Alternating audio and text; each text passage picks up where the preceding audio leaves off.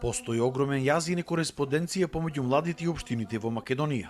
Огромен дел од младите не се запознати за тоа дали во нивната општина има финансиска поддршка за млади, како се спроведува таа, а не знаат ниту дали има локална стратегија за млади. Ова се дел од заклучоците од истражувањата на проектот Град пријател на младите, кој во 7 општини го спроведе Младинскиот сојуз од Крушево, од каде упатија повеќе препораки. Има буџет наменет за младите, дека има канцеларија за млади, дека има служба и оддел во самата општина за млади, функционален, недекларативен локален младински совет и локална стратегија која ќе биде поддржана со акцијски план. Според новиот закон 0,1% од самиот буџет на општината мора да биде наменет во областа млади. Резултатите од истражувањето се поразителни. Пример, 80% од младите во Прилеп одговориле дека не се запознати со програмата за финансиска поддршка на млади. 93% не биле вклучени во креирање на буџетот на општината.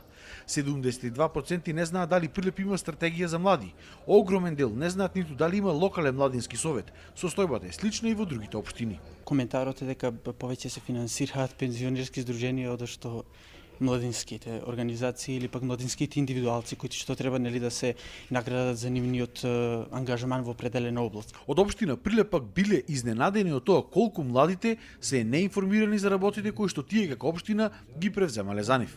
Голем дел од препораките и голем дел од забелешките се веќе имплементирани во општината и исто така навистина сум разочарана од тоа колку младите не се запознаени колкав дел од буџетските средства се одделуваат секоја година за нивно надоградување. Токму ваквиот актуелен однос помеѓу младите и општините е еден од главните фактори за масовното иселување.